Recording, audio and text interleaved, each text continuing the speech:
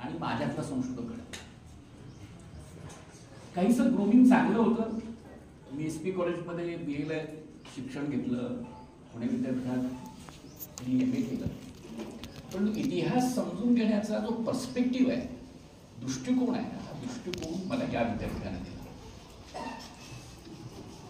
दीर्घकाळ तिथं सेवा केली. पूर्वी मी वाडिया कॉलेजमध्ये शिकवलंय, MA कॉलेजमध्ये शिकवलंय, मुक्त विद्यापीठात शिकवलंय. पण तू दीर्घकाळ 30 वर्ष जवळजवळ मी या विद्यापीठात शिकवले. अनेक गोष्टी या विद्यापीठानं मला दिल्या. त्यातली एक महत्वपूर्ण गोष्ट म्हणजे की एक आत्मीय नातं. मी सत्यशोधक असण्याची ईर्षा जी आहे त्याच्यामुळं मला जात, धर्म, प्रांत या भेदांचं कधी काही त्रास झाला नाही. सर्वसाधारणरित्या जे आरोप होतात की तुम्ही या प्रदेशामधले, त्या प्रदेशामधले, तुम्ही या जातीचे, तुम्ही त्या जातीचे, माझ्या बाबतीमध्ये सत्यशोधक ईर्षेनं मला कधीच हा अवजड भाग माझ्या वाट्याला आला नाही. मला कुणीही हेतवरच केले नाही. मी आतापर्यंत अनेक कठोर निर्णय घेतले, अनेकांच्या अगेन्स्ट निर्णय गेलेले. माझ्या तत्वनिष्ठेनं मी अनेकांच्या बाबतीमध्ये जे निर्णय घेतले ते त्यांना मान्य झाले नाही. कुणी मला हेतवरूप केले. सगळ्यात महत्वाची गोष्ट की या विद्यापीठाबाबत मला सातत्यानं वाटणारी गोष्ट तुम्हाला नमूद करतो, ती म्हणजे आपल्या विद्यापीठाचं एक नकारात्मक प्रोजेक्शन करण्याचा वारंवार प्रयत्न केला जातो. आणि हे नकारात्मक प्रोजेक्शन काय असतं, एखादी गोष्ट जर चांगली असं म्हटलं तर एखादी गोष्ट वाईट दाखवणं गरजेचं आहे. आणि आपल्या विद्यापीठाला नकारात्मक चौकटीमध्ये मांडण्याचा प्रयत्न फार जुन्या काळापासून झाला. तुमच्यापैकी काही माहीत असेल कदाचित सच्चाई नावाची एक सिरीज ऑफ आर्टिकल, जेव्हा मी हे विद्यापीठ जॉईन केलं तेव्हा सच्चाई नावाचं आर्टिकल पाटोदेकर त्यावेळेला रजिस्ट्रार होते, त्यांना काढून टाकलं होतं. या विद्यापीठाच्या संबंधामधली एक व्यापक अशी मोहीम संपूर्ण महाराष्ट्रामध्ये चालली होती की हे विद्यापीठ कसं बदलत पावत आहे. पण मी तुम्हाला सांगेन की या विद्यापीठानं मला जी महत्वाची गोष्ट दिली ती म्हणजे सामाजिक दृष्ट्या शिक्षणासाठी आतुरलेला समुदाय. पुणे विद्यापीठामध्ये जे विद्यार्थी येतात ते क्रीममध्ये असतात. म्हणजे आम्ही जेव्हा पुणे विद्यापीठात गेलो तेव्हा मराठी, इंग्लिश किंवा इतिहासाचं ज्ञान किंवा अन्य गोष्टी याच्याबद्दलची पायाभरणी झालेली होती. इथे येणारा विद्यार्थी वर्ग जो आहे तो शिक्षणाच्या स्तरावरती खूप एका अर्थानं आतुरलेला असला तरी देखील रॉ असतो. त्याला ग्रंथांची नावं, त्याला एकत्रितच ज्ञानाचा आवाका माहीत नसतो. परंतु 2 वर्षाच्या कालावधीमध्ये हा विद्यार्थी शिकण्याची जी ईर्षा बाळगतो त्याच्यामुळे या विद्यार्थ्यांनी स्वतःला जे बदलले ते क्वचितच मी उत्तम विद्यापीठात पाहिले. जीवनीमध्ये तुम्ही घेतलं तर जीवनीमध्ये विद्यार्थ्यांचा स्तर जो असतो तो स्तर, त्याची गुणवत्ता ही आपल्याकडूनच असते. आपल्याकडे जो विद्यार्थ्यांचा स्तर असतो, त्यांचा शिक्षणाचा एक पाया असतो, तो इतका कच्चा असतो. आणि ह्या कच्चा पाया असलेल्या विद्यार्थ्यांनी पूर्ण महाराष्ट्रामध्ये नाव लौकिक मिळवले. म्हणजे 2 वर्षामध्ये या मुलांनी जी करामत ज्या पद्धतीनं शिक्षण घेतलं, शिक्षण घेऊन स्वतःला सिद्ध केलं, सिद्ध करून महाराष्ट्राच्या कानाकोपऱ्यात प्राध्यापक बनले, संशोधक बनले, ही जी ईर्षा या विद्यापीठातल्या विद्यार्थ्यांनी दाखवली ती विरळ आहे. अशी तुम्हाला अन्य ठिकाणी सापडत नाही. 2 गोष्टी आहेत. विशेषतः हा मुलूक हा निजामाच्या अंमलाखाली असल्या कारणामुळं मागासलेपणाचा त्याच्यावरती आरोप आहे. सामाजिक दृष्ट्या सुद्धा जातीचं दुखणं आपल्या मुलखामध्ये अधिक आहे. पण त्यामुळंच या संपूर्ण विद्यार्थ्यांमध्ये आधुनिकतेची जबरदस्त इच्छा आहे. स्वतःला बदलण्याबद्दलचा एक विलक्षण असा ध्येयवाद या विद्यार्थ्यांमध्ये आहे. आणि त्यामुळे तुम्ही जर बारकाईनं पाहिलं तर आज सुद्धा महाराष्ट्राच्या आणि भारताच्या एकंदरीतच नावलौकिक वाढवणारे असे जे लोक आहेत त्याच्यामध्ये तुम्हाला या विद्यापीठातून शिकलेले प्राध्यापक दिसतात. आणि ही खास वैशिष्ट्यपूर्णता मला या विद्यापीठात मिळालेली आहे. दुसरी गोष्ट म्हणजे आपल्या इथली लायब्ररी अतिशय संपन्न आहे. मी विद्यार्थ्यांना आवाहन करेन की इतकी संपन्न लायब्ररी अनेक ठिकाणी नसते. म्हणजे मी 19th सेंचुरी महाराष्ट्राचा अभ्यास करत होतो तर धक्कादायक पद्धतीनं विष्णुराव ब्रह्मचार्यांचं सेतुबंधनी टीका नावाचं साधारणतः 1870 मध्ये लिहिलेलं पुस्तक आपल्या लायब्ररीत मला आढळलं की जे पुस्तक मला पुण्यात मिळत नव्हतं. विशेषतः आपल्याकडे जे दुर्मिळ ग्रंथ आहेत, हे दुर्मिळ ग्रंथ हे आपली खास ओळख आहे. विल्किन्सननं गीतेचं जे भाषांतर केलं, त्या गीतेच्या भाषांतराची प्रत आपल्या लायब्ररीत आहे आणि त्यानं त्याला प्रस्तावना लिहिलेली आहे आणि त्याला कौतुक केलेलं आहे की युनिटी ऑफ गॉड हेड म्हणजे ईश्वराचं असं ऐक्य, ईश्वराची अशी एक संगता तुम्हाला या गीतेमध्ये आढळते हे म्हणणारं विधान त्या पुस्तकात आहे. हे अशा अनेक ग्रंथ हे केवळ आपल्या लायब्ररीत आहे. आपली लायब्ररी अतिशय सघन लायब्ररी आहे.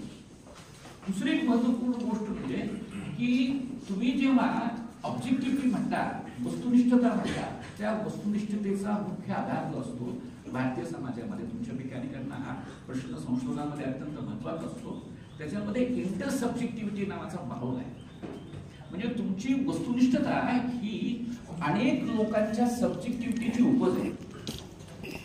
सर्व प्रकारच्या भूमिका या विद्यापीठामध्ये खुलेपणाने चर्चेला येतात आणि त्यामुळे सगळ्यात महत्वाची गोष्ट ओपननेस ज्याला म्हटलं जातं, मोकळेपणा ज्याला म्हटला जातो, तो ओपननेस आपल्या विद्यापीठाच्या प्रेमाची आहे. पुणे विद्यापीठाचा मी विद्यार्थी जरी असलो तरी देखील एक रिजिम आहे. तो रिजिम एक विशिष्ट प्रकारच्या फिलॉसॉफिकल, विशिष्ट प्रकारच्या एपिस्टेमिक डिझाईनमध्ये घडलेलं आहे. सर्वसाधारणतः नव्या विद्यार्थ्यांना, नव्या अध्यापकांना ती जी काही रिजिम आहे त्या रिजिममध्ये स्वतःचा स्वायत्त विचार मांडणं सहज शक्य नसते. मी तुम्हाला खात्रीनं सांगेन की या विद्यापीठानं मला मनोधैर्य दिलं, या विद्यापीठानं मला एक विशिष्ट प्रकारचा अवकाश दिला जिथं तुमचं मत स्वायत्तपणानं तुम्ही तुमच्या आठवणीमध्ये निष्पन्न केलेलं मत निष्पन्न करू शकता आणि पुढे नेऊ शकता. तुम्हाला प्रचलित असलेल्या ज्या काही ज्ञानाच्या सद्य आहेत, ज्ञानाचे रिजिम्स आहेत, त्या रिजिमच्या पलीकडे जाऊन मत मांडता येतं, तुमचं मत प्रस्थापित करता येतं. ही सगळ्यात महत्वाची जी गोष्ट आहे ती या विद्यापीठानं मला दिली. या विभागामध्ये एक चांगलं वातावरण होतं. मी तुला खात्रीनं सांगेन की ज्ञान आपल्या विद्यापीठाच्या संबंधात जे नकारात्मक वातावरण आहे ते व्यवहाराचा खरं नाही. म्हणजे जेव्हा मी जॉईन केलं तेव्हा ज्या प्रकारची विद्वत्ता मी या विद्यापीठात पाहिली ती पुणे विद्यापीठात पाहिली नाही. मराठी विभागातले सगळे प्रभावळ पाहिली, इकॉनॉमिक्स डिपार्टमेंटमधली प्रभावळ पाहिली, आमच्या इतिहास विभागातली प्रभावळ पाहिली, तर अशा प्रकारचे प्राध्यापक क्वचितच अन्य विद्यापीठांमध्ये होते. म्हणजे या विद्यापीठामध्ये ज्ञानासंबंधामधली आज असलेले आणि पूर्णतः समर्पित पद्धतीने अभ्यास करणारे, आपापल्या क्षेत्रात अभ्यास करणारे असे मान्यवर अभ्यासक होते. इंग्रजी मराठीमध्ये विपुल लेखन करणाऱ्या असं अध्यापन करणारे प्राध्यापक आपल्या विद्यापीठात. असं वातावरण क्वचितच अन्य विद्यापीठांमध्ये होतं. जरी आपल्या विद्यापीठाबद्दलची नकारात्मक चर्चा होत असली तर मी तुम्हाला खात्रीनं सांगेन की हे विद्यापीठ हे अनेक पातळीवरती उजव आहे आणि त्याच्यामध्ये दोन गोष्टी ज्याच्याविषयी सतत बोललं जातं, ज्याच्याविषयी मला काळजी आहे, ते म्हणजे आपल्या इथली रिक्रुटमेंट सुद्धा तुलनेमध्ये अधिक ओपन राहिली. आपल्या विद्यापीठामध्ये प्राध्यापकांची रिक्रुटमेंट असेल तर ती बऱ्यापैकी ओपन राहिलेली आहे. म्हणजे तुम्हाला असं दिसेल की भारतामधले विद्वान प्राध्यापक येऊन त्यांनी इथल्या नेमणुका केलेल्या आहेत. अशी स्थिती तुम्हाला अन्य विद्यापीठांमध्ये सहजी आढळणार नाही. त्यामुळे ओपननेस जो मी तुम्हाला सांगतोय, जो ओपननेस आता संकटात येणार आहे, तो ओपननेस ही विद्यापीठाची स्ट्रेंथ राहिलेली आहे. भारतभरामधले उत्तम प्राध्यापक या विद्यापीठात यावे यासाठी विद्यापीठाच्या रिक्रुटमेंटचा ढाचा जुन्या काळामध्ये उभा राहिलेला आहे. आणखीन एक महत्वाची गोष्ट ती म्हणजे की सर्व विभागांमध्ये संवादाचं वातावरण. मी पॉलिटिकल सायन्स विभागामध्ये अनेकदा आलेलो आहे, व्याख्यानं दिलेली आहेत. मी इंग्लिश विभागात गेलेलो आहे, व्याख्यानं दिली आहेत. इंग्लिश विभागातले लोक आमच्याकडे आलेले आहेत. इंटरडिसिप्लिनरी माहोल ज्याला म्हणतो ना, या संबंधामध्ये आपल्या विद्यापीठामध्ये जुन्या काळापासून काही ना काही स्वरूपामध्ये कन्सर्न आहे. म्हणजे किंबहुने सरांनी तू काय लिहितोस याच्याविषयीची काळजी व्यक्त करणं किंवा कन्सर्न व्यक्त करणं आणि चर्चा करणं आणि संवाद करणं ही गोष्ट मी सातत्यानं पाहिली. किंबहुने सरांचं नाव मी घेतोय असं म्हणतो असं नाही की इतरांची नावं मी घेत नाही, जे त्यांनी केलं नाही. सर्वच विभागातले जे प्राध्यापक होते ते एकमेकांच्या संशोधनाबद्दल कन्सर्न बाळगायचे. काय संशोधन केलं जात आहे त्याची दखल घ्यायची, त्याच्याविषयी मतं तयार करायची. म्हणजे पानतावणे सरांचं लेखन मी न वाचता इतिहास विभागाचा प्राध्यापक असणं हे मला गैरसोयीचं आहे. मला पाणतावणेचं लेखन हे माहिती असणं गरजेचं आहे. मला किंबोणे सरांनी काय लिहिलं हे माहिती असणं गरजेचं आहे. मला शाकीर सरांनी काय लिहिलंय माहिती असणं गरजेचं आहे. मी शिमल्याला गेलो होतो तेव्हा शिमल्यामध्ये माझं व्याख्यान झाल्यानंतर मला एक पंजाबचे प्राध्यापक म्हणाले की शाकीर सरांसारखंच तुझ्यामध्ये व्हायब्रन्स आहे आणि तुमच्या विद्यापीठाची ही जी परंपरा आहे ती परंपरा कायम ठेवलेली आहे. आपल्या विद्यापीठाचा असा नावलौकिक हा संपूर्ण भारतभरामध्ये आणि त्यामुळं आपल्या इथला जो संवादाचा माहोल आहे म्हणजे तुमच्या सगळ्यांचं मी ऋण व्यक्त करतो की तुम्ही सगळ्यांनी मिळून मला निरोप देता. हे वातावरण हे या विद्यापीठाची खासियत आहे. या विद्यापीठानं इतिहासाच्या प्राध्यापकाने फक्त इतिहासाचं लेखन करावं आणि अन्य प्राध्यापकाने ते वाचू नये असं वातावरण ठेवलं नाही. एकमेकांच्या संशोधनाविषयीचा एक विशिष्ट पातळीवरचा कन्सर्न, एक विशिष्ट पातळीवरची सहमती, दखल, क्रिटिक हा या विभागामध्ये नक्कीच झालाय. आणखीन एक महत्वाची गोष्ट मी तुम्हाला सांगेन की इथं जी अत्यंत गोष्ट आहे ती म्हणजे तुम्हाला सर्वांना हे माहिती आहे की सत्यासंबंधात आपली भूमिका घेणं गरजेचं आहे. या विद्यापीठातल्या प्राध्यापकांनी वेळोवेळी व्यवस्थेच्या बाजूनं किंवा विरोधामध्ये आवश्यक अशा भूमिका घेतलेल्या आहेत. म्हणजे मी इथला प्राध्यापक संघटनेचा सभासद राहिलेलो आहे आणि वेळोवेळी प्राध्यापक संघटनेने आपल्या व्यवस्थापना संबंधामध्ये असलेल्या चुकीच्या निर्णयाच्या विरोधामध्ये कडक भूमिका घेतलेली आहे. म्हणजे तुम्हाला समाजाच्या संबंधाबद्दली जी प्रतिबद्धता आहे, विद्यार्थ्यांच्या हिताबद्दलची प्रतिबद्धता आहे, ही प्रतिबद्धता इथल्या टीचिंग स्टाफनं सातत्यानं टिकवलेली आहे. मी तुम्हाला सांगेन की नैतिक चारित्र्य शिक्षकाच्या पाशी जर काही महत्वाचं असेल आणि जे त्यांना कायम कमवलं पाहिजे तर टिकवलं पाहिजे ते म्हणजे मोरॅलिटी, एक नैतिक भूमिका. मी तुम्हाला सांगेन की माझ्या नैतिक भूमिकेचं कौतुक तुम्ही करतात. ही नैतिक भूमिका मी इतर प्राध्यापकांमध्ये भरपूर पाहिलेली आहे. या नैतिक भूमिकेमुळंच आपल्या विद्यापीठाच्या एकंदरीतच ज्ञान व्यवहारानं काही कमाई केली. प्रोफेशनल दृष्टिकोनातून रिच असणं, इंग्लिशमध्ये ग्रंथ रोटलेजनं प्रकाशित करणं, ऑक्सफर्डनं प्रकाशित करणं किंवा अन्य संस्थांनी प्रकाशित करणं या मापदंडांमध्ये न मोजता त्याची इफेक्टिव्हिटी जर आपण तपासली की किती परिणाम झालाय संशोधनाचा आपल्या विभागातल्या आपल्या विद्यापीठातल्या शिक्षकांचा तो अधिक आहे. म्हणजे आता सरांचं पुस्तक आहे, गवळी सरांची पुस्तक आहे, ती सर्व दूर अभ्यासली गेलेली आहे. त्यांचा इम्पॅक्ट जो आहे त्याचा परिणाम जो आहे तो सर्वाधिक आहे. भले त्यांची पुस्तकं कदाचित तुम्ही म्हणतात तशा प्रचलित एका अर्थानं पॅरामीटर्सच्या ग्रंथामध्ये किंवा त्या रिलेशनमध्ये गेलेली नसतील परंतु त्याचा इम्पॅक्ट जबरदस्त आहे. महाराष्ट्रामध्ये आणि महाराष्ट्राबाहेर या संबंधातली चर्चा उपस्थित करण्यासंबंधातला मूलगामी एका अर्थानं ज्ञान व्यवहार हा आपल्या विद्यापीठातल्या प्राध्यापकांनी विकसित केले. त्यामुळे मी तुम्हाला नक्की सांगेन की या प्राध्यापकांच्याकडनं मी खूप शिकलो. विशेषतः पॉझिटिव्ह भूमिका जी आहे, कुठल्याही परिस्थितीमध्ये आपण सातत्यानं विभागाला संस्थेला विकसित केलं पाहिजे. मी तुम्हाला मनापासून सांगेन संस्थांना बरी वाईट दिवस येतात, व्यक्ती जातो येतो, संस्था टिकतात. संस्था टिकतात याचं मुख्य कारण आहे संस्थांमधलं स्पिरिट. संस्थांमध्ये असलेलं हे स्पिरिट टिकवणं ही जबाबदारी मी असं म्हणतो की आपल्या सर्वांची आहे. आणि आपण हे संस्थांचं स्पिरिट टिकवलं पाहिजे. या संपूर्ण रिजनला, या रिजन मधल्या सर्व परिवर्तनांना या विद्यापीठानं साथ दिली आहे. म्हणजे तुम्हाला महाराष्ट्रात आणि भारतामध्ये जे आपल्या विद्यापीठानं तयार केलेले विद्यार्थी जे पुढे दिसत आहेत ती आपली कमाई आहे. आणि त्यासाठी या विद्यापीठाचं जे स्पिरिट आहे टू सर्व द स्टुडंट. मी तुम्हाला सांगेन की आपण ज्या पद्धतीनं विद्यार्थ्यांना सर्व करतो आउट ऑफ द वे जाऊन, अनेक शिक्षक आपल्या ज्या कॅपॅसिटीज आहेत त्या कॅपॅसिटीच्या पुढे जाऊन विद्यार्थ्यांना मदत करण्याची जी भूमिका घेतात आणि त्यातून जो विद्यार्थी घडतो त्यामुळे या संस्थेचं जे अस्तित्व आहे ते महत्वाचं बनलेलं आहे. आणि हे महत्व आपण गमावता कामा नये.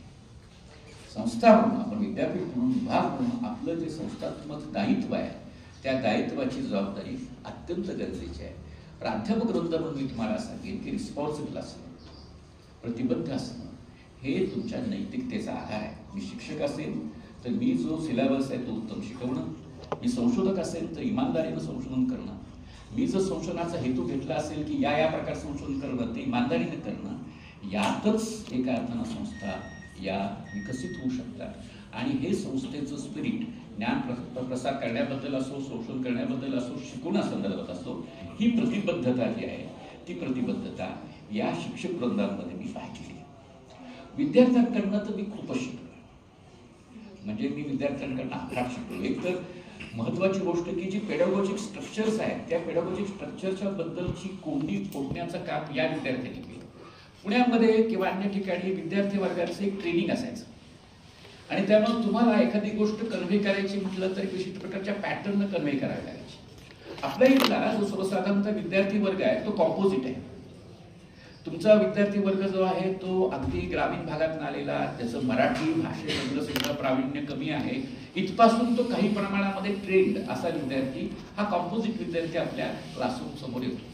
त्यामुळं शिकवताना तुम्हाला जी डायलॉजिक मेथड म्हणजे इन्क्वायरीची मेथड जी आहे ती मेथड उभं करणं, म्हणजे शिक्षक म्हणून सुद्धा मला विद्यार्थ्यांनी घडवलं आहे. इन्क्वायरीची मेथड जी आहे की प्रश्न विचारत, उत्तर शोधत, रिझॉल्व्ह करत शिकवणं, हा पॅटर्न मला या विद्यापीठातच करता. अन्य ठिकाणी अभ्यासक्रमाचा आकृतिबंध आहे, तो आकृतिबंध तुम्हाला व्हावा लागतो. तुम्हाला एका अर्थानं प्रभावी इंग्रजीमध्ये किंवा मराठीमध्ये शिकवावं लागतं आणि तिथं तुमचं ज्ञान व्यवहाराचा जो ओपननेस आहे तो संपतो, कारण तुम्हाला अभ्यासक्रमाची एक चौकट जी तेवढीच द्यायची असते. इथं मात्र मुख्यतः हे करता आलं की प्रत्येक गोष्ट जी आहे त्याला एका अर्थानं प्रश्नांकित करणं. म्हणजे इतिहासाची व्याख्या असेल तर इतिहासाची एक व्याख्या दिली तर ही व्याख्या बरोबर आहे चूक आहे तपासा. तुम्ही सर्वसाधारणरित्या फ्युडलिझमच्या बद्दलच्या कल्पना घेतल्यात, ही फ्युडलिझमची कल्पना आहे, ही फ्युडलिझमची कल्पना आहे, ही फ्युडलिझमची कल्पना आहे, बरोबर आहे चूक आहे, हे तपासण्याचा अवकाश जो आहे तो वर्गाच्या अवकाशामध्ये मला इथे मिळाला. म्हणजे माझी शिकवण्याची जी पद्धत आहे आणि शिकवण्याच्या पद्धतीनं मला संशोधक पण होता. मी तुम्हाला खात्रीनं सांगेन की जेवढं तुम्ही संकल्पनांना, प्रचलित संकल्पनांना प्रश्नांकित कराल, जेवढं तुम्ही ज्ञान संगती लावणाऱ्या पद्धतीनं प्रश्नांकित कराल, जेवढं तुम्ही निवेदन पद्धतीनं प्रश्नांकित कराल, नॅरेटिव्ह ट्रोप्स असतात, तुम्ही जे काही लिहिता, तुम्ही काही जे बोलता त्याचे घडलेले नॅरेटिव्ह ट्रोप्स असतात, त्याला प्रश्नांकित करणं, ह्या तिन्ही गोष्टी प्रश्नांकित करणं हे मला केवळ क्लासरूममुळे शक्य झालेलं आहे. मी तुम्हाला सांगेन की कुठलाही शिक्षक हा आभाळातून पडत नाही. कुठलाही शिक्षक त्याच्या अवतीभोवतीच्या लोकांकडून घडवला जातो. जर माझ्यामध्ये काही टिकून राहिलेलं तुम्हाला पाहायला मिळत असेल, काही तुम्हाला जर महत्वाचं वाटत असेल तर ती ही सगळ्या व्यवस्थेची देण आहे. मी या व्यवस्थेचाच प्रतिनिधी आहे आणि मी तुम्हाला खात्रीनं सांगेन की विद्यार्थी वर्गामध्ये या शिकवण्याच्या पद्धतीमुळं काही प्रमाणात का विना उत्तम संशोधक निर्माण होण्याची प्रोसेस सुरू झाली.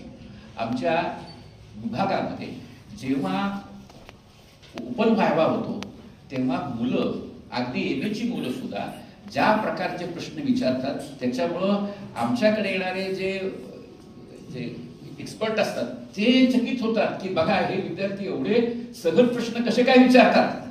तर ही जी एका अर्थानं ओपन, मोकळ्या पद्धतीनं एन्क्वायरी करण्याचा मोड जो आहे तो मोड हा या विद्यार्थ्यांनी आम्हाला दिला. दुसरी महत्वपूर्ण गोष्ट की आम्ही आमच्यासाठी म्हणून एक महत्वाचं मर्यादा घालून घेतली की मुलांना जर संशोधन करताना अडचणी येत आहेत त्याचं कारण की त्यांना संशोधन काय आहे ते माहिती नाही. माझं जे काही काम मेथडच्या संबंधात झालं त्याचा कन्सर्न हा होता की मार्क्सवादी मेथड आहे, मुलांना कळली पाहिजे, अभ्यासाची पद्धत म्हणून त्यांना कळली पाहिजे. फुले मेथड आहे, अभ्यासाची मेथड म्हणून कळली पाहिजे. फेमिनिस्ट मेथड आहे, अभ्यासाची मेथड म्हणून कळली पाहिजे.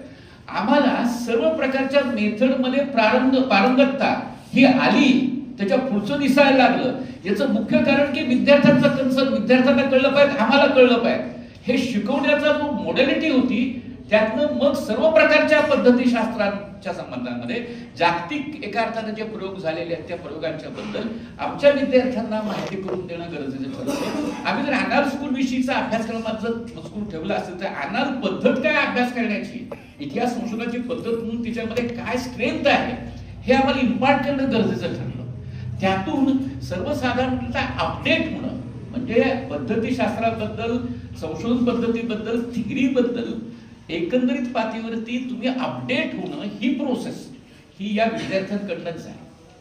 आम्ही ते करायला लागलो. आम्ही 2003ला सेमिनार घेतला हिस्टोग्राफीमध्ये. आम्ही सगळी आर्टिकल जे आहेत ते आर्टिकल झेरॉक्स करून लोकांना उपलब्ध करून दिली होती. जगभरामध्ये ज्या ज्या प्रकारच्या इतिहास प्रवाह होते त्या प्रवाहांच्या बद्दलची सगळी माहिती आम्ही सगळ्या विद्यार्थ्यांना देण्याचा प्रयत्न केला, प्राध्यापकांना द्यायचा प्रयत्न केला.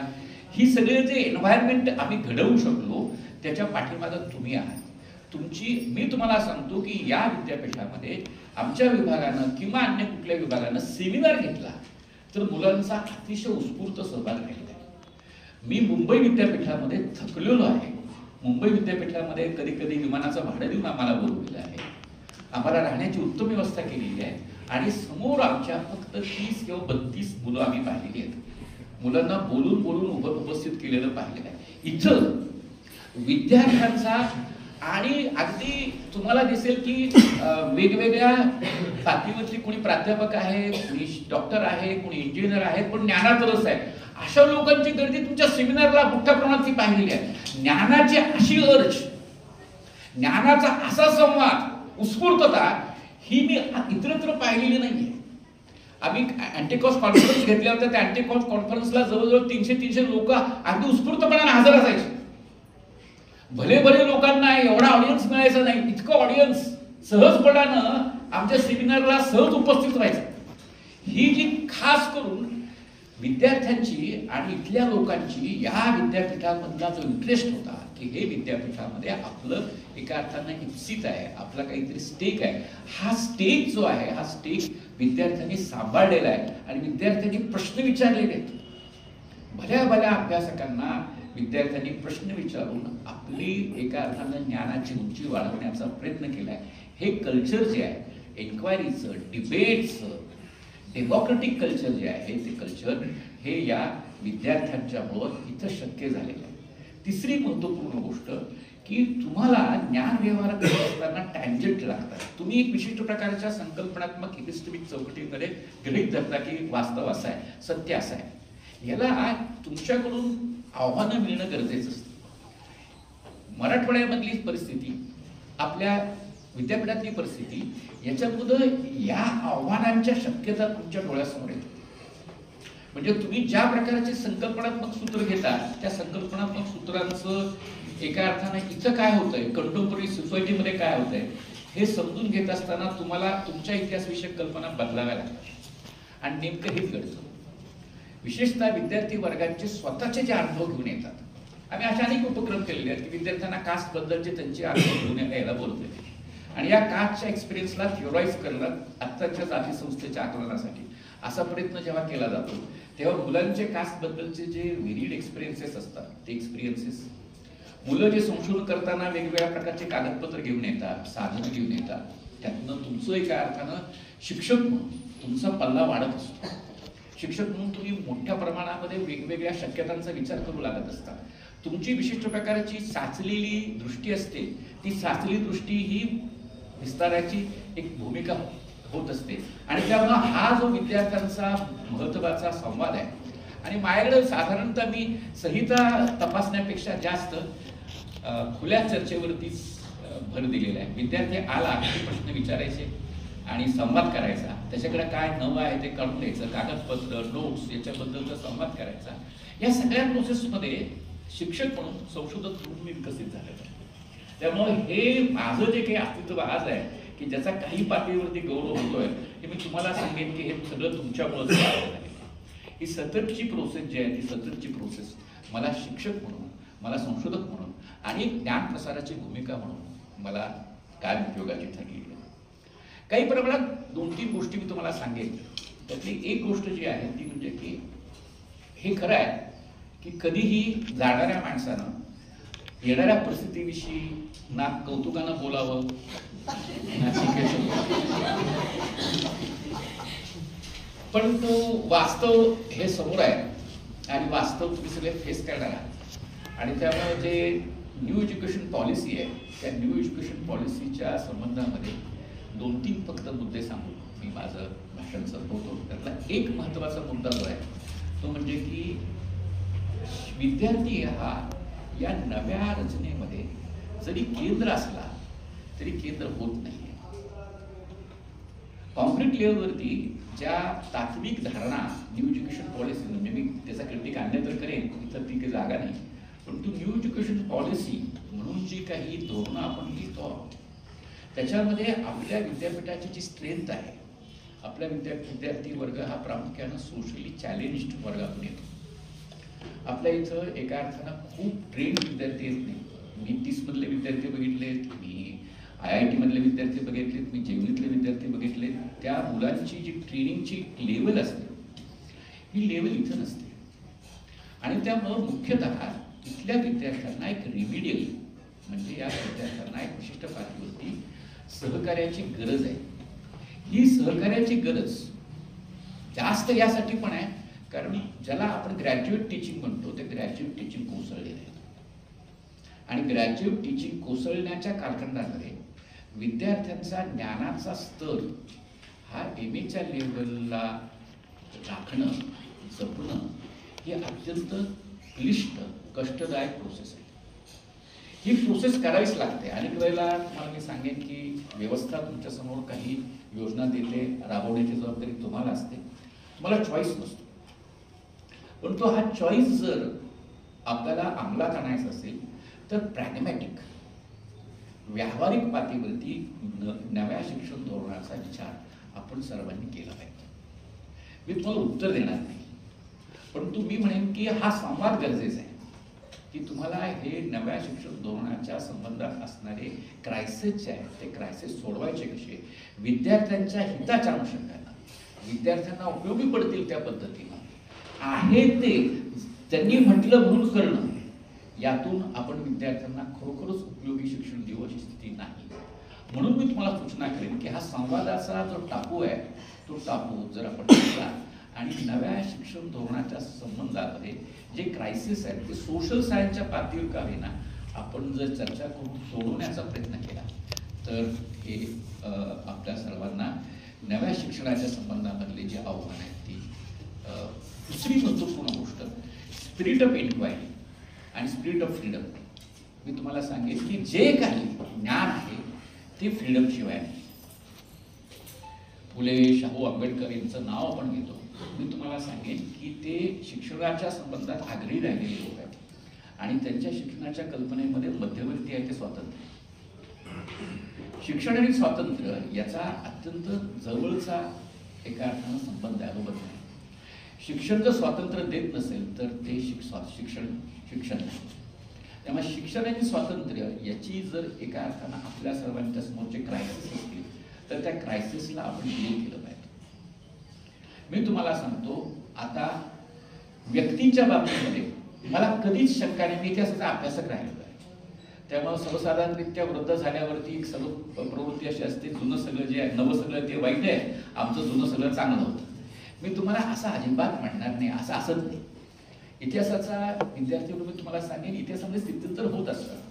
नवीन एका अर्थानं विचार, नव्या कल्पना, नवीन अभ्यास पद्धती, नवीन तंत्र येत असतात. परंतु ही तंत्र ही समाज उपयोगी, समाजहिताची, समाज कल्याणाची असणं, हा जर मुद्दा आपण जर घेतला तर सगळ्यात महत्त्वाची गोष्ट आहे. या विद्यापीठाचं जर कोर, म्हणजे तुम्हाला सर्वांना आत्मा शब्द आवडणार नाही, परंतु जर आपण लक्षात घेतलं की सत्व काय आहे या विद्यापीठाचं, तर शिक्षण आणि फ्रीडम याचं नातं. आपल्या विद्यापीठानं स्वातंत्र्य निष्पन्न करणारं शिक्षण अविरतपणानं दिलेलं आहे आणि आता हा मुद्दा कळीचा आहे की हे स्वातंत्र्य आपल्याला टिकवता येईल की नाही.